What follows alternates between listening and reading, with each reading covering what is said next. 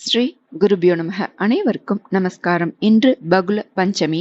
நாத பிரம்மம் என்றும் சங்கீத மும்மூர்த்திகள் ஒருவர் என்றும் இசை வல்லுநர்களுக்கெல்லாம் சத்குரு என்று போற்றப்படும் சத்குரு ஸ்ரீ தியாகராஜ சுவாமிகள் ஆராதனை தினம் என்று. தனது வாழ்நாளில் 96 கோடி ராமநாம ஜபம் செய்தவர் ஸ்ரீ தியாகராஜர். வால்மீகியின் அவதாரம் என்றும் சொல்வர். இவர் 18ஆம் நூற்றாண்டில் வாழ்ந்தவர். இவர் தன்னோட சீடர்களோட திருப்பதி சென்று ஏழுமலையான் தரிசனம் செய்துவிட்டு காஞ்சிபுரம் வர வழியில புத்தூர்ன்ற கிராமத்தை அடைந்தனர்.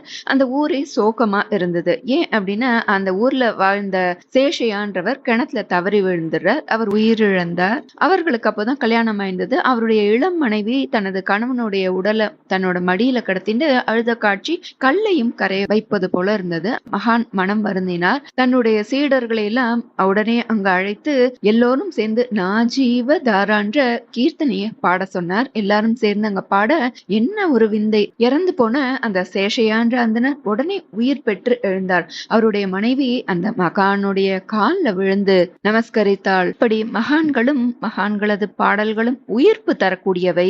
தியாக பிரம்மம்னு அழைக்கப்படும் தியாகராஜரது ஆராதனை தினம் ஒவ்வொரு ஆண்டும் தை மாதம் தேய்பிறை பஞ்சமியில் விமர்சையா கொண்டாடப்படுறது.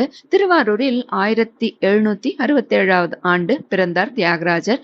இவரது தந்தையார் பெயர் ராமபிரம்மம். இவர் சமஸ்கிருத புலவர், சிறந்த ராம பக்தர். சிறு வயதிலேயே தியாகராஜருக்கு தெலுங்கு மற்றும் சம்ஸ்கிருத மொழிகளை பயிற்றுவித்தார். சொண்டி வெங்கட்ரமணையா என்ற இசையாசிரியரிடம் கர்நாடக இசை கற்றுக்கொண்டார். தியாகராஜரது அபார திறமையை பார்த்த அவரது குரு தனக்கு தெரிந்த சகல ஞானத்தையும் அவருக்கு கற்பித்தாராம்.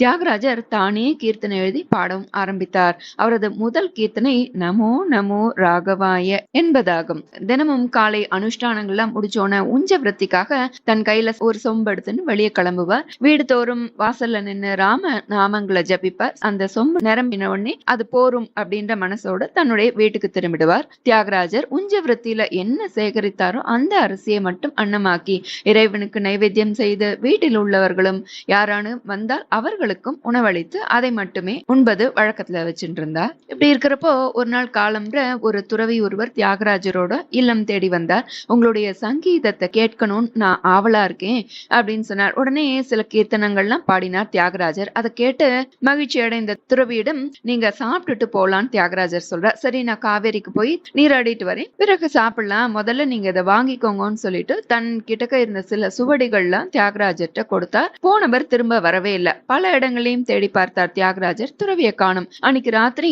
தியாகராஜருடைய கனவுல அந்த துறவி தோன்றி, தியாகராஜா, உன்னுடைய இல்லத்துக்கு வந்து நான் உன்னுடைய கானத்தை உன்னுடைய பாடலை நான் கேட்டு மகிழ்ந்தது நாரதராகிய நானே. உன்னிடம் தந்த சுவடிகள்ல ஸ்வரார்ணவம் மற்றும் நாரதீயம்ன்ற நூல்கள்லாம் இருக்கு. சங்கீதம் சம்பந்தமான அந்த இலக்கணங்கள் சொல்லக்கூடிய நூல் உனக்கு உதவும்னு சொல்லி கொடுக்கறதுக்கு தான் நான் வந்தேன்னு அவரை ஆசீர்வதித்து மறைந்தார் நாரதர். தியாகராஜரும் அந்த சுவடிகளை எல்லாம் பிரித்து பார்த்தப்போ நாரதர் குறிப்பிட்ட அந்த நூல்கள் அனைத்தும் இருந்தது. இன்னொரு சம்பவம், தியாகராஜர் ஸ்ரீரங்கம் போன போது ஒரு சுவாரஸ்யமான சம்பவம் நடந்ததாம். குதிரை வாகனத்துல ஸ்ரீ ரங்கநாதர் கம்பீரமாக உலா வந்துட்டு இருந்தார். அவரை தரிசிக்க விரும்பினார் தியாகராஜர். தான் தங்கிட்டு இருந்த வீட்டு வாசல்லையே நின்று ரங்கநாதரை வணங்கி கீர்த்தனைகள்லாம் பாடிட்டு இருந்தார். அந்த நிலையில சுவாமியின் குதிரை வாகனம் அடுத்த தெருவில் திரும்பிடுத்தோம். ரங்கநாதருடைய முழு கோலத்தையும் நம்ம தரிசிக்க முடியலையேன்னு சொல்லி தியாகராஜர் வருத்தப்பட்டு நின்று இருந்தார். இதை அடுத்து நடந்ததுதான் ஆச்சரியம். என்ன ஆச்சரியம்? அடுத்த தெருவுக்குள்ள நுழைந்த ஸ்ரீரங்கனுடைய வாகனம் அதற்கு மேல் ஒரு அடி கூட நகரவே இல்லை. எவ்வளவு முயன்றும் அந்த வாகனம் ஒரு துளி கூட நகரவே இல்லை. அப்போ அங்க இருந்த பட்டாச்சாரியார் ஒருவர் மேல ஒரு அருள் வந்த மாதிரி, என்னுடைய பரம பக்தனான தியாகராஜன் என்னை தரிசிக்க முடியாத ஏக்கத்துல அங்க நின்று இருக்கான், அவனை அழைச்சுன்னு என்னை தரிசிக்க செய்யுங்கோ, எல்லாமே சரியாகும் நலமாகும் சொல்றார். அந்த ஆலய நிர்வாகிகள்லாம் அவ்வாறே செய்தார்கள். தியாகராஜரும் ரங்கநாதரை பூர்ணமாக தரிசித்து மகிழ்ந்து கீர்த்தனை பாடி வழிபட்டார். பின்புதான் அந்த வாகனம் அங்கிருந்து நகர்ந்தது.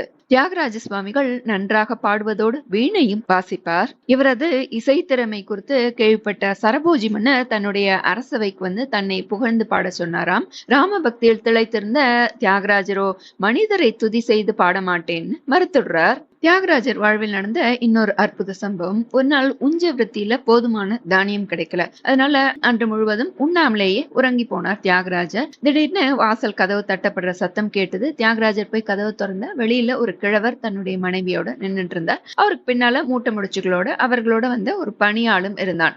தியாகராஜரும் அவளை வரவேற்றார்.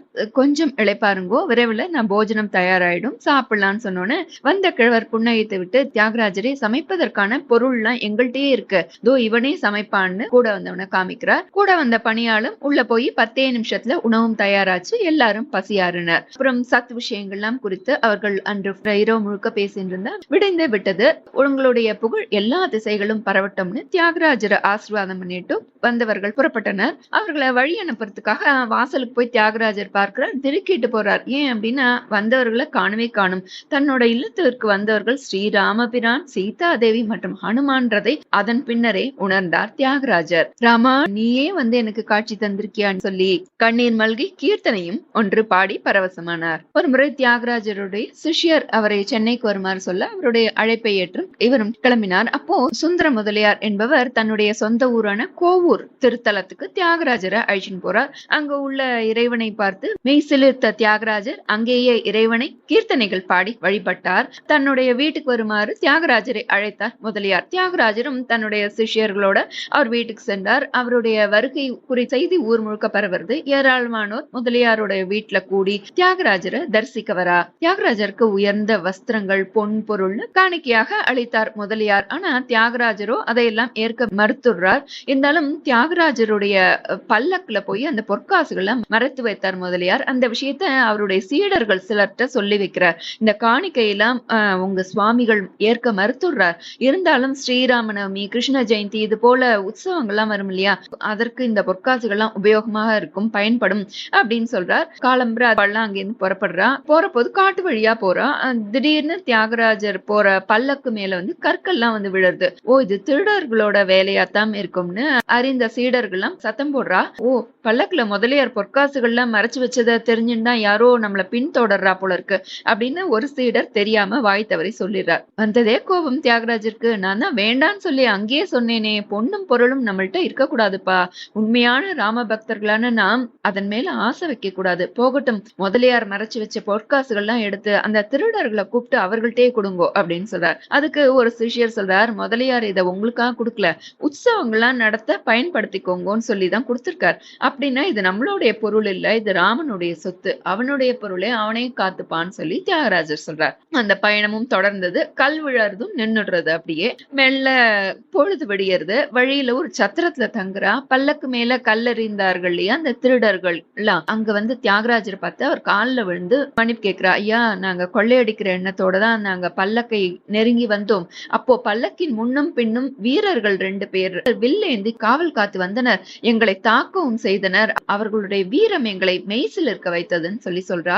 தியாகராஜருக்கும் ரொம்ப சந்தோஷம். அப்படியா, புண்ணியம் செய்தவர்கள் நீங்கள், தகாத எண்ணத்தோடனா நீங்க வந்தேள், ஆனா உங்களுக்கு அந்த ராமபிரானும் இளையவர் லட்சுமணரும் காட்சி தந்திருக்காளேன்னு சொல்ல பிறர்க்கரிய பாக்கியம் தங்களுக்கு கிடைத்தது எண்ணி மகிழ்ச்சி நெகிழ்ந்து போனார்கள் திருடர்கள். தங்களுடைய செயலுக்கு தியாகராஜர்ட்ட மன்னிப்பு கேட்கிறார். அவர்களை ஆசீர்வதித்து ஸ்ரீராமநாமத்தையும் உபதேசித்தார் தியாகராஜர். இப்படி தியாகராஜரின் வாழ்வில் நிகழ்ந்த அற்புதங்கள் ஏராளம். தியாகராஜ சுவாமிகள் தனது 80வது வயதில் 1847 சித்தி அடைந்தார். இவர் மரணம் அடைவதற்கு சில நாட்கள் முன்னதாகவே ஸ்ரீராமச்சந்திரமூர்த்தி அவரது முன் தோன்றினாராம். 5 நாட்களில் நீ முக்தி அடைவாய்னு சொல்லி மறைந்தாராம். ஸ்ரீராமர் குறிப்பிட்ட அதே நாளில் தியாகராஜ சுவாமிகள் முக்தி அடைந்தார். அவரது சீடர்கள் அவரை சுற்றி அமர்ந்து கீர்த்தனம் இசைத்துக் கொண்டிருக்க ராமநாமம் ஜபித்தபடி சித்தி அடைந்தார். நாத ஜோதியாக இறைவனுடன் கலந்தார். அவர் சொல்லியபடியே 60 ஆண்டுகள் கழித்து அவரது கீர்த்தனைகள் புகழ் பெற்றன. இசையின் நோக்கம் பக்தியை வளர்க்கவே என்பதை உலகுக்கு எடுத்துக்காட்டியவர் சத்குரு தியாகராஜ சுவாமிகள். அவரது நினைவை போற்றும் வகையில் திருவையாறில் காவிரி நதிக்கரையில் அமைந்துள்ள சமாதியில் ஆண்டுதோறும் இசைக்கலைஞர்கள் ஒன்று கூடி அவருக்கு இசை அஞ்சலி செலுத்துவர். இன்று தியாகராஜ சுவாமிகள் ஆராதனை. இந்த நாளில் நாமும் இவ்வளவு பேறு பெற்ற அந்த மகானின் மகிமையை அறிந்தும் அவரது கீர்த்தனைகளை பாடியும் கேட்டும் அவருக்கு அஞ்சலி செலுத்துவோம். இசையில் நல்ல நிலை அடைய விரும்புபவர்கள் இந்த நாளில் அவரை வணங்கி வேண்டிக் கொண்டால் சத்குருவின் கட்டாட்சம் பரிபூர்ணமாக கிடைக்கும் என்பதில் ஐயமில்லை. சத்குருவே சரணம். ஸ்ரீ குருபியோ நமக. ஜெய் ஸ்ரீராம். நல்லதே நடக்கும். நமஸ்காரம்.